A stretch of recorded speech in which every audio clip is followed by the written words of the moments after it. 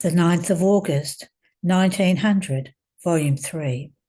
Everything that one wants, one must want because God wants it. This morning, my adorable Jesus was not coming, so I waited for a long time. Then he made himself seen for just a little and told me, just as a musical instrument resounds pleasant to the hearing of one who listens to it, so do your desires, your waiting, your sighs, your tears resound to my hearing like a melody of the most pleasant. But so that it may descend more sweet and delightful, I want to teach you another way. That is, to desire me not as your desire, but as my desire, because I greatly love to manifest myself to you. In sum, everything you want and desire, you must want and desire because I want it. That is, taking it from within me and making it your own. In this way, your melody will be more delightful to my hearing, because it is a melody that has come out of myself. Then he added, everything that comes from me enters into me. This is why men complain that they do not easily obtain what they ask for, because these are not things that come from me. And not being things that come from me, they cannot easily enter into me and then come out to give themselves to them. In fact, what comes from me and enters into me is all that is holy, pure, and celestial. Now, what is the wonder if audience is precluded to them, since what they ask for is not so? Therefore, you keep well in mind that all that comes from God enters into God. Who can say what I understood about these few words? But I have no words to be able to explain myself. Ah, Lord, give me the grace to ask for all that is holy, and that it be your desire and will, so that you may communicate yourself to me more abundantly. End of the reading. The 9th of August, 1904, Volume 6. It is not the works that constitute the merit of man, but obedience alone, as a birth from the divine will. After delaying, he came for just a little bit, like a bolt of light, and I was left filled with this life inside and out. I am unable to say what my soul comprehended and experienced within this light. I will only say that afterwards, blessed Jesus told me, my daughter, it is not the works that constitute the merit of man, but it is obedience alone that constitutes all merits as a birth from the divine will. So much so that everything I did and suffered in the course of my life, everything was a birth from the will of the Father. This is why my merits are innumerable, because they are constituted by divine obedience.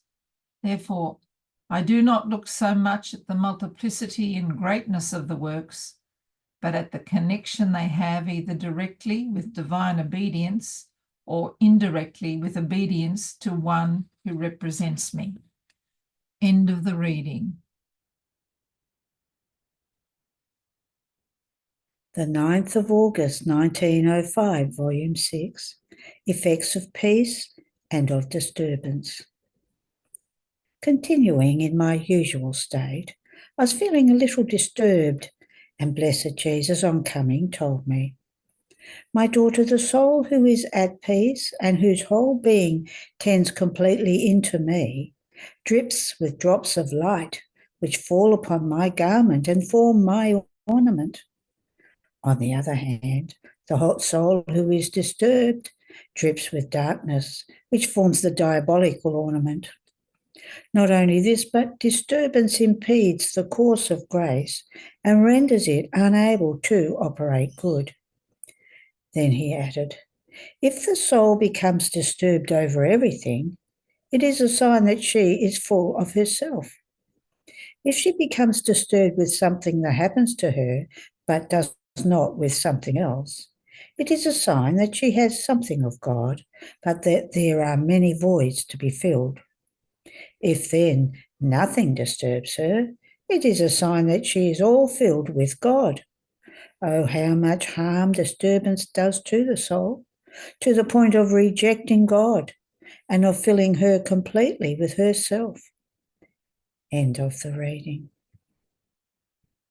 9th of August 1921, Volume 13.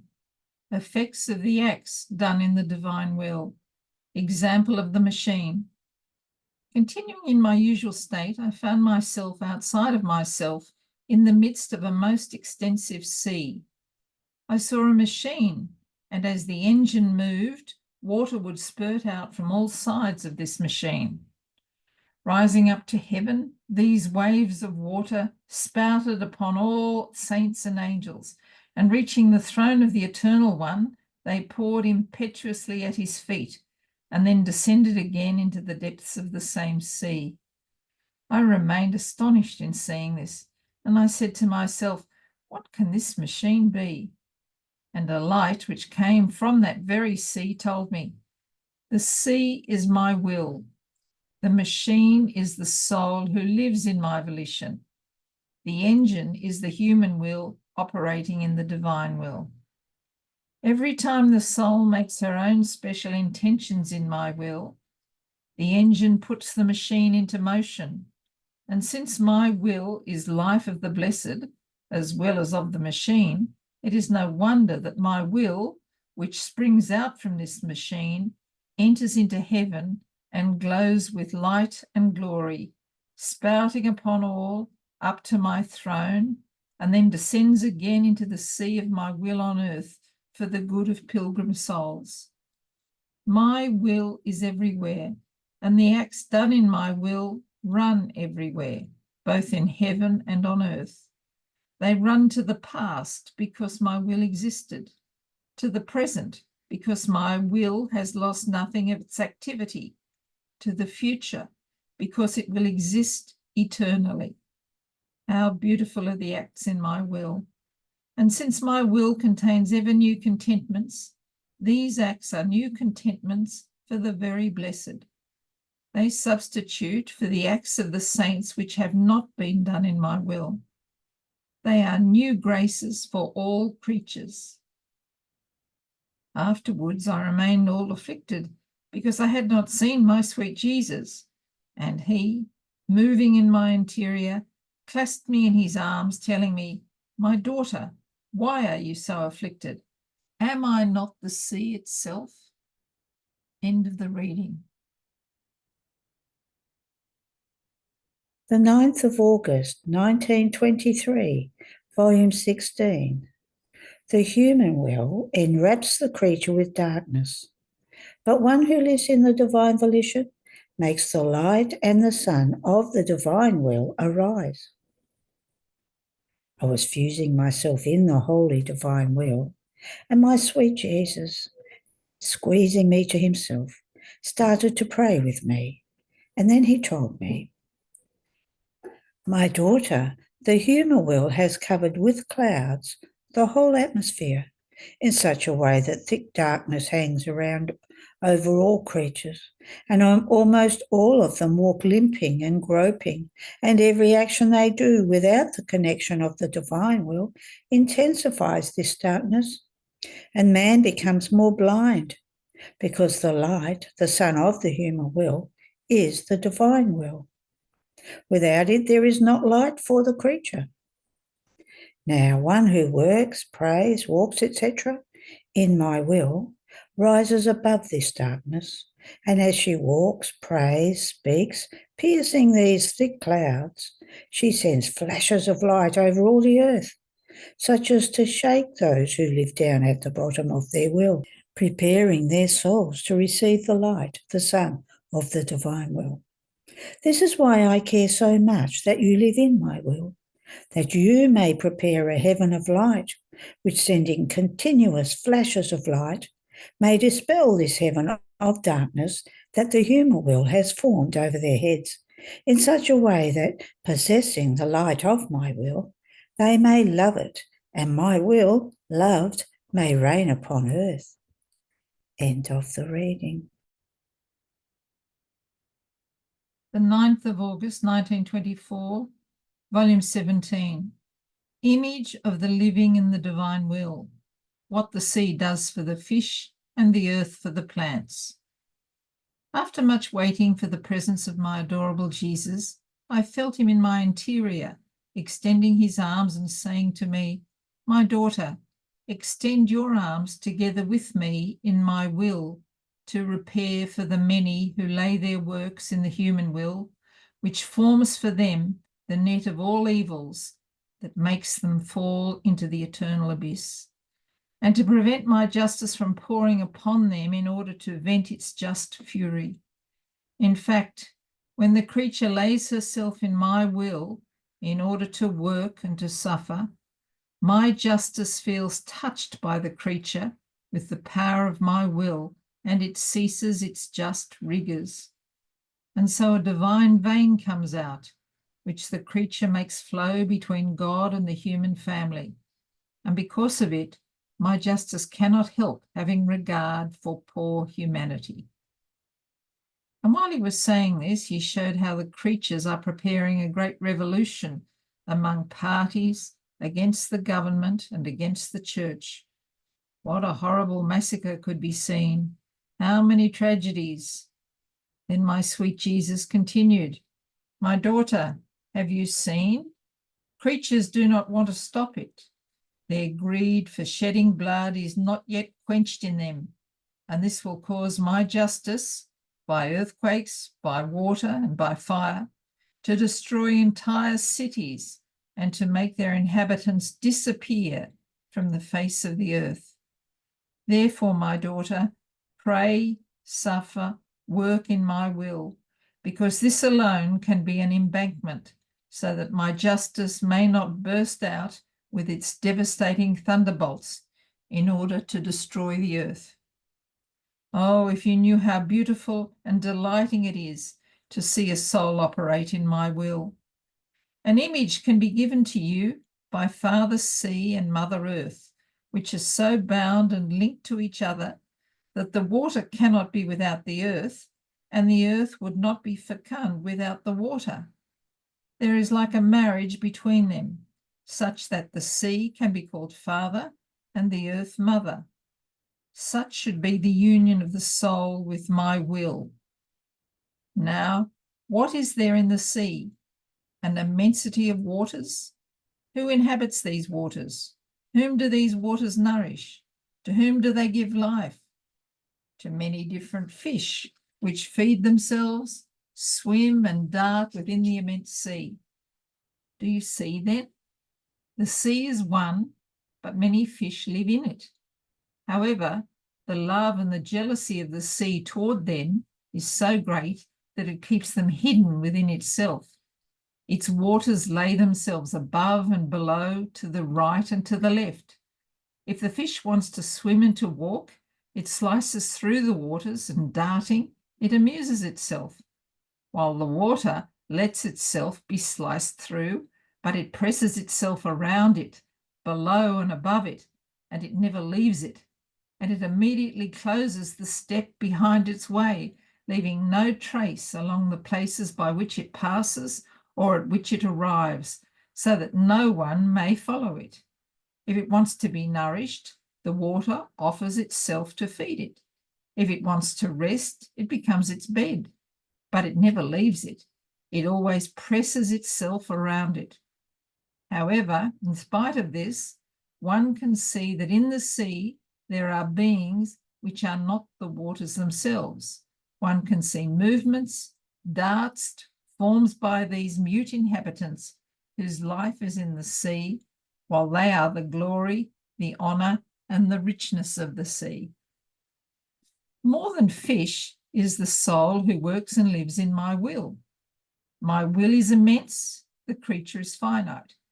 However, she has her motions, her voice, her little walks, and as my will sees her within itself, its love and jealousy are so great that more than sea, it lays itself above and below her, to the right and to the left, becoming the life, the food, the word, the work, the step, the suffering, the bed, the rest, the dwelling of this fortunate creature. It follows her everywhere, and it arrives at amusing itself together with her. I could say that she is my glory, my honour, and the richness which my will produces. The working of the soul in my will is like the swimming and the darting of the fish in the terrestrial sea, and the soul does it in the celestial sea of the supreme volition. These souls are the hidden inhabitants of the celestial waves, who live for the immense honour and for the merit of the infinite sea of my will.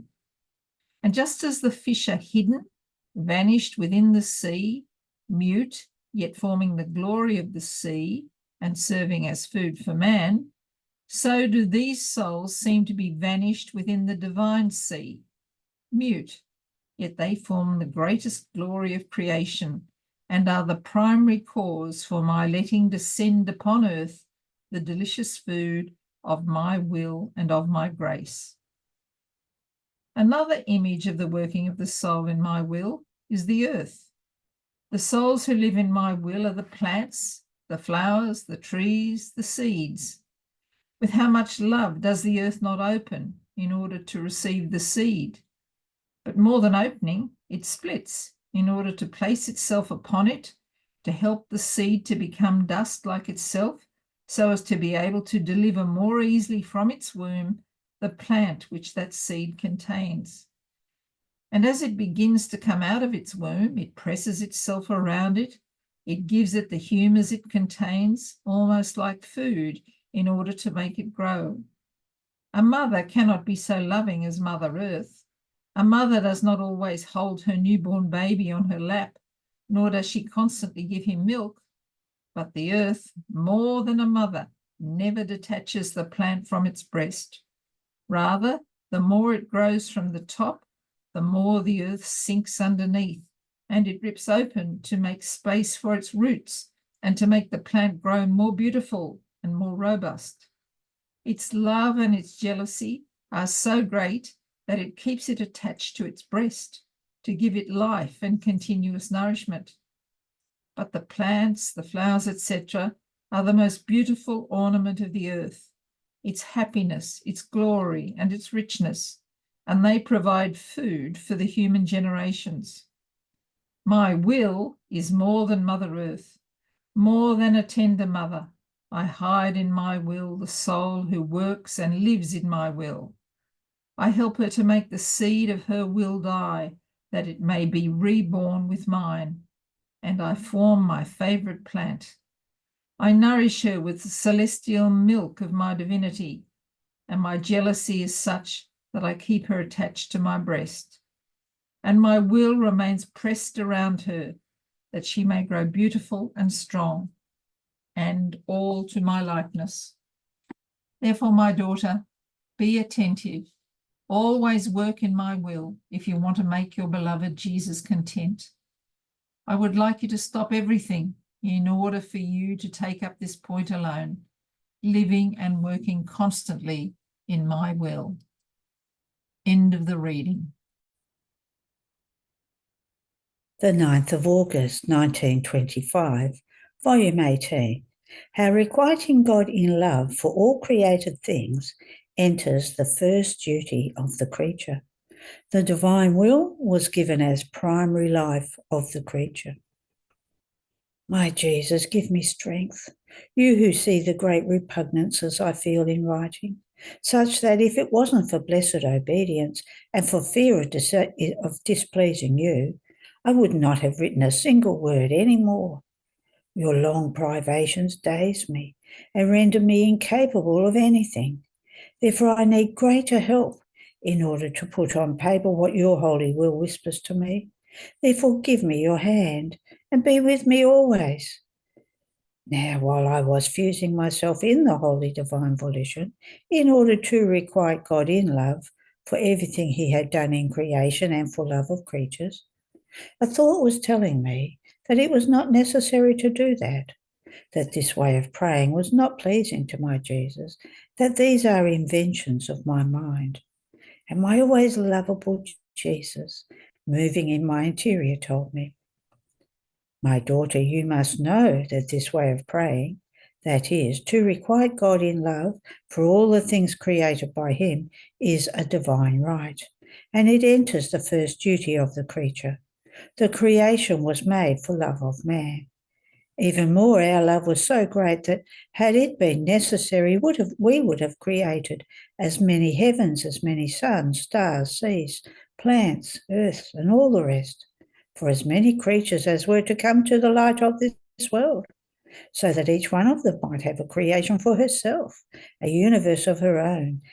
And in fact, when everything was created, Adam was the only spectator of all creation.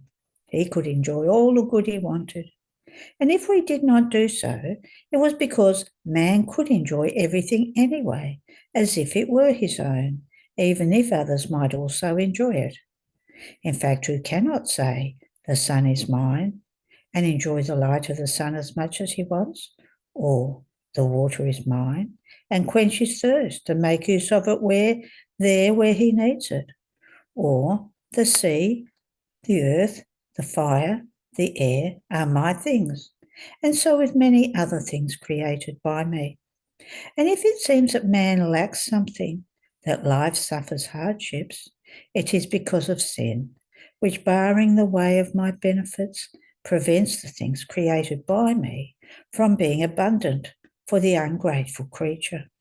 So, given all this, that in all created things God bound his love toward each creature, hers was the duty to requite God with her little love, with her gratitude, with her thank you to the one who had done so much for her. Not requiting God in love for everything he has done for man in creation is the first fraud that the creature makes against God. It is to usurp his gifts without even recognize where they come from and the one who has loved her so much.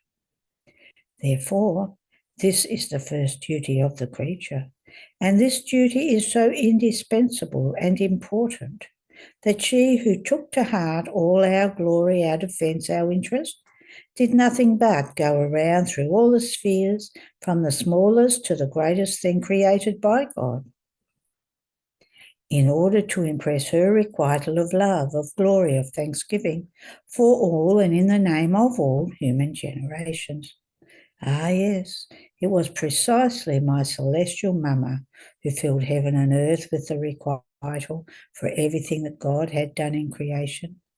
After her came my humanity, which fulfilled this duty so sacrosanct, in which the creature had so very much failed, and rendered my celestial Father benevolent toward guilty man.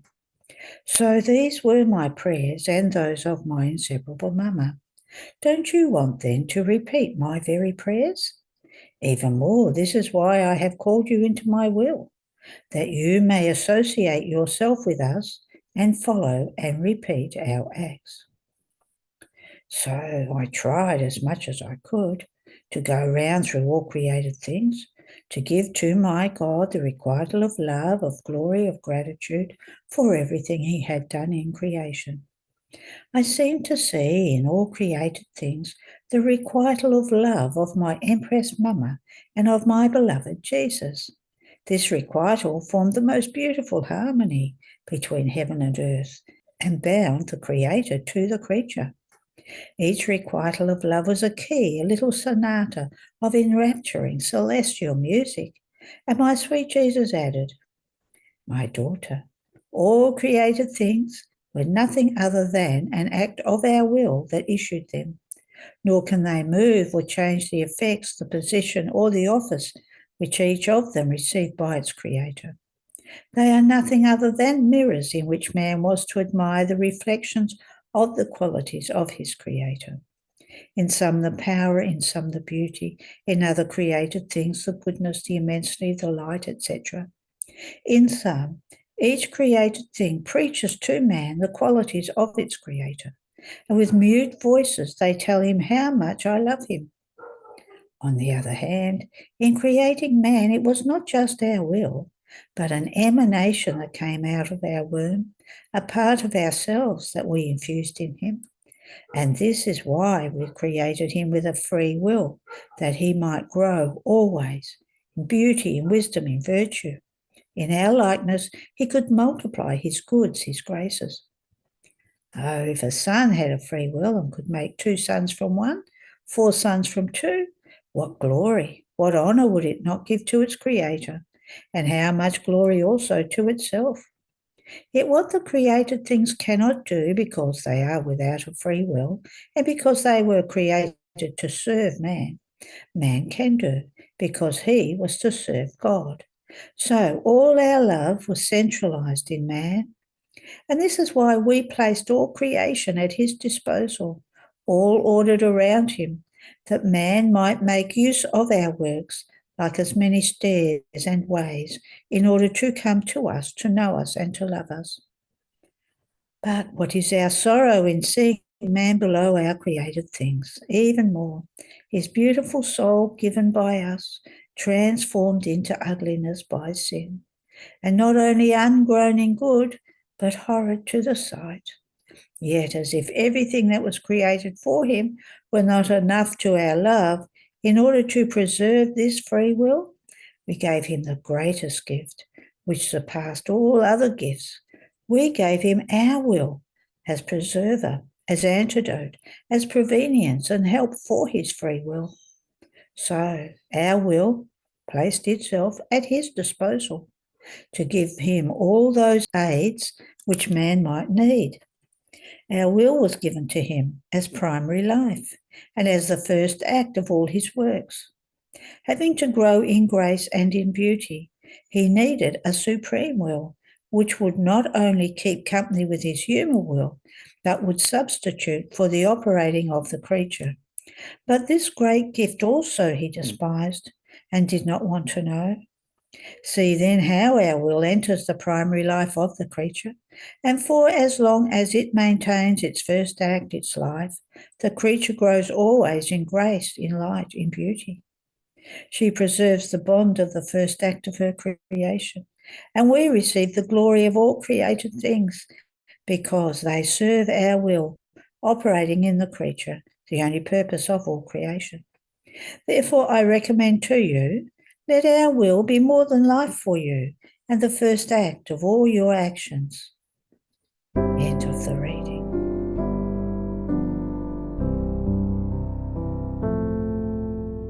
All to Jesus I surrender, all to him I freely give. I will ever love and trust him in his presence daily. 9th of August, 1927, Volume 22. Our creation and redemption are divine territories given to creatures. The love of Jesus in making her sleep. How light and heat are inseparable from each other. I was following the divine will in its acts, and my beloved Jesus followed me with his gaze to see whether I would visit all of his works. And he told me, "My daughter, I am watching to see whether you visit all my territories. You must know that creation is a territory of mine. Redemption is added territories. Even more, my childhood, my tears and baby wailings, my prayers, my works, my steps, my hidden and public life are as many apartments of mine that I formed within my territories. There is not one thing I did and pain I suffered that I did not use to expand the boundaries of the divine territories in order to give them to creatures. Now, every day I look at whether at least the little daughter of my will visits all my territories and enters each of its apartments. And when I see you begin your round to visit the sun, the stars, the heavens, the sea, and all created things, I feel that my territories, that with so much love I formed and gave to creatures, are not abandoned.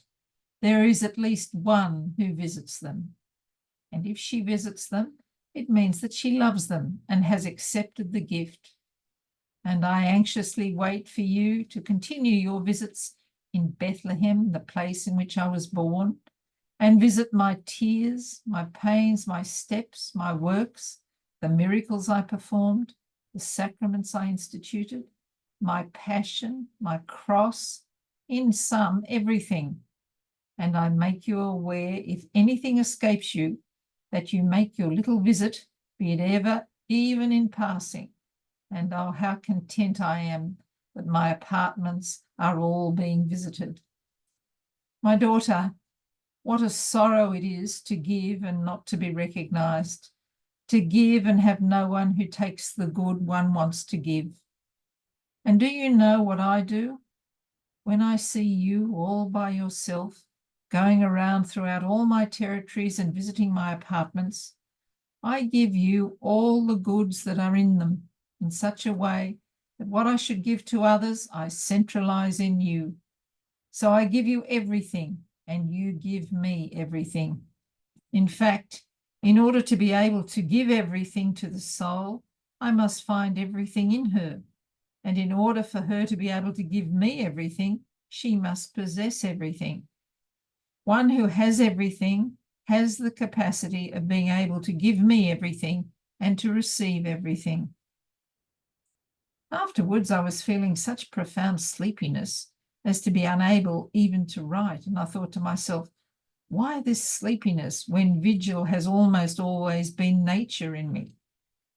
And my beloved Jesus, moving in my interior, told me, my daughter, just as a doctor makes the poor patient who has to undergo surgery fall asleep so as not to let him feel all the harshness of the pain of the cuts he has to make on the poor infirm one, in the same way, I, celestial doctor, who loves you so much, in order not to let you feel the continuous press of my privation, its repeated blows, the harshness of its painful cuts, make you fall asleep, so that in breaking your martyrdom, sleep may give you a little bit of respite from a pain so intense.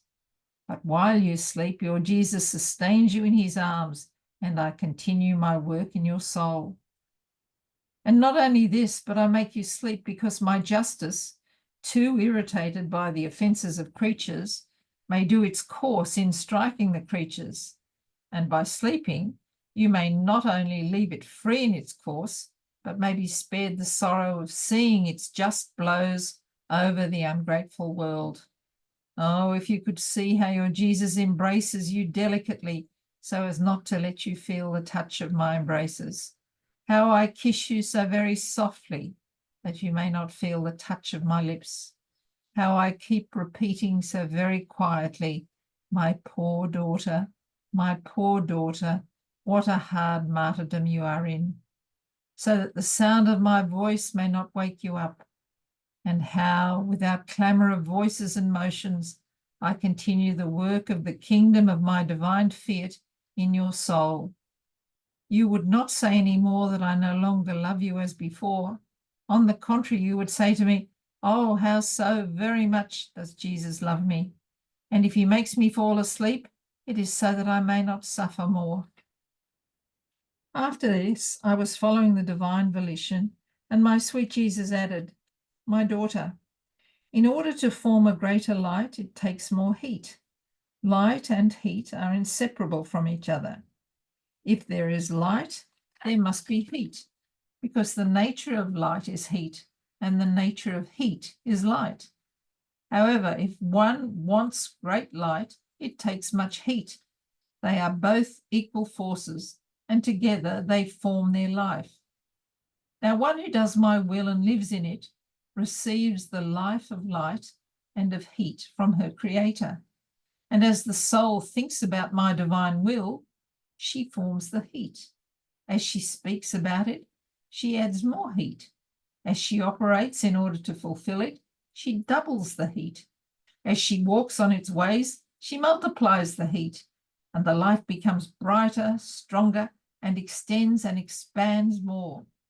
So there is not one part of her being that does not spread rays of vivifying light, more so since she possesses the source of the light of life, which is my supreme fiat. From this, you will be able to comprehend how creatures possess as much light and heat for as much contact as they have with my will, and for as much as they try to fulfill it in their actions. And if it is not so, even if one sees them doing good, it is a good without life, without light, and without heat. It is superficial virtues that formed a painted light and heat, and that when touched are found cold and without the good of a vivifying light that gives life. And many times the works without my divine will, on the occasions, reveal how they were nourished by passions and vices that were coloured by that apparent good. Then he kept silent, and I tried to abandon all of myself and his will in order to follow it. And my highest good, Jesus, continued saying, "My daughter, in creating man, our divinity bound him completely to us. So his memory, intellect, and will were bonds of union. His eyes, mouth, hearing, heart, hands, and feet were bonds. And if the creature lives in my will, as she places each of these bonds in attitude, she receives the attitude of the divine life.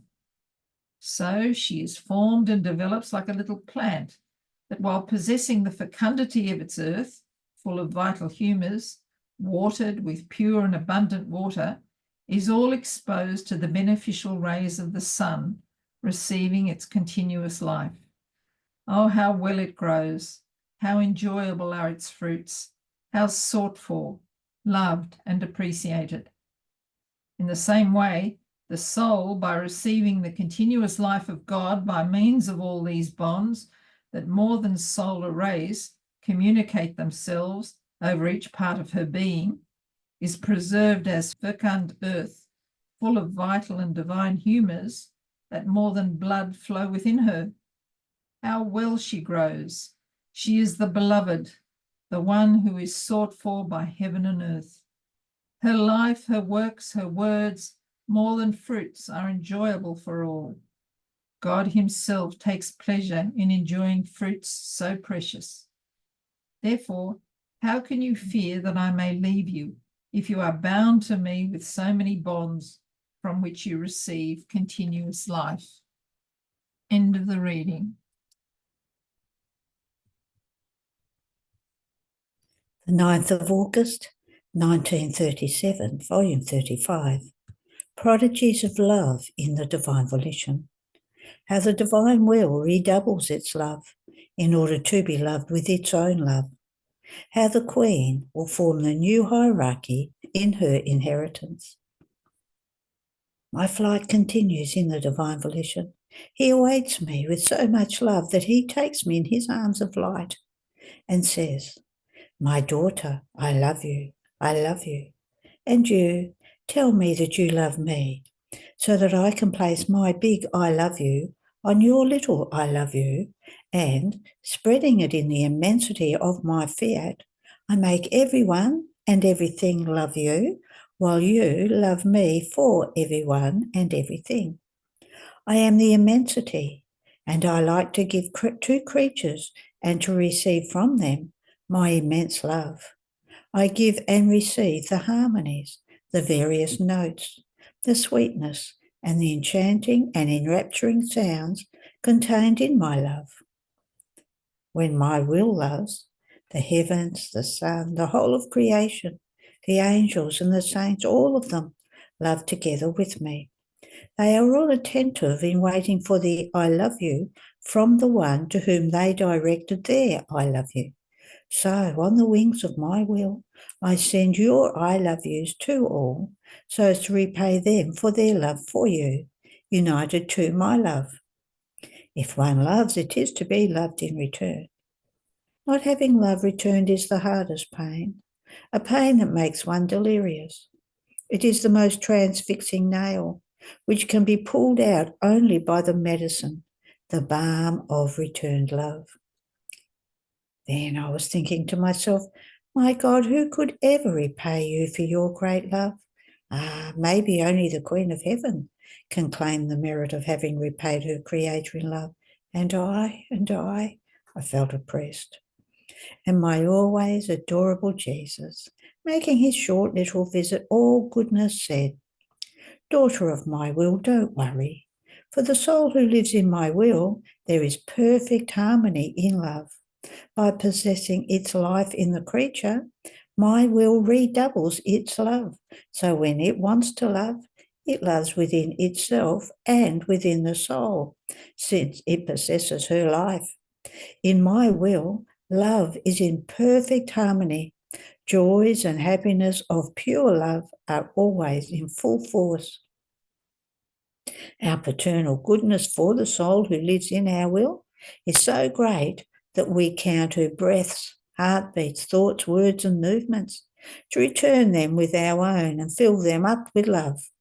In our emphasis of love, we say to this creature, she loves us and we must love her. And while we love her, we show off such gifts and graces as to astonish heaven and earth. We did the same with our Queen. We displayed so much, but do you know what this showing means? We are looking at ourselves and we want to give all that we are and all that we possess. Dissimilarity would cause us pain. The creature, seeing herself dissimilar from us, would not be with us with the trust of a daughter and with that confidence that comes from sharing the same goods and the same gifts. This disparity would be an obstacle to forming one single life and loving each other with one single love. On the other hand, to live in our divine will is exactly this: one single will, one single love, common goods. In all that may be lacking within the creature, we give of ourselves to compensate her in everything and to say, what we want, she wants too. Our love and her love are one single love, and as we love her, she loves us. My daughter, is it that we lack the strength to elevate the creature to the level of our image, to make her possess our goods, so that she may live in our will? My celestial mother, from the moment she existed, possessed the life of my divine fiat. We love each other with one love, and we love the creature with a twin love. Our love for her is such that just as we have our hierarchy of angels in heaven, as well as the various orders of saints, the great lady, celestial empress, and owner of the great inheritance of our will call her own children to possess her inheritance when our kingdom will be established on earth. We will give her the great glory of having her form the new hierarchy that will be similar to the 9 choirs of angels. So she will have the choir of seraphim, or of cherubim, and so forth, as well as the new order of the saints who lived in her inheritance.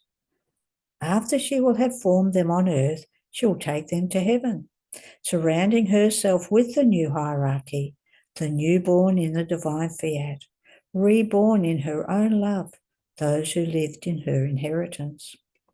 This will be the fulfillment of the work of creation, our consummatum est. We will have the kingdom of our will among creatures, thanks to the celestial heir, who wanted to give her life for each of them to make it reign. How glorified and happy we will be, because the sovereign queen will have her own hierarchy just as we keep ours, even more so, since our own hierarchy will be hers too, while hers will be ours, because all that is done in our will is inseparable. If you knew how much this celestial queen loves the souls, she, faithful copy of her creator, looks inside herself and finds her seas of love, grace, sanctity, beauty, and light. Then she looks at the creatures and wants to give all of herself with all her seas, so that creatures may have their mama with all her riches. Having to see her children poor while their mother is so rich, and only because they do not live in the inheritance of their mother, it is such a pain. She would like to see them inside her seas of love, loving their creator as she does, hidden inside her sanctity, embellished by her beauty, filled with her grace. But not seeing them there, if she wasn't in the state of glory in which pains cannot have place, she would die of pure pain for each creature who does not live in the divine will.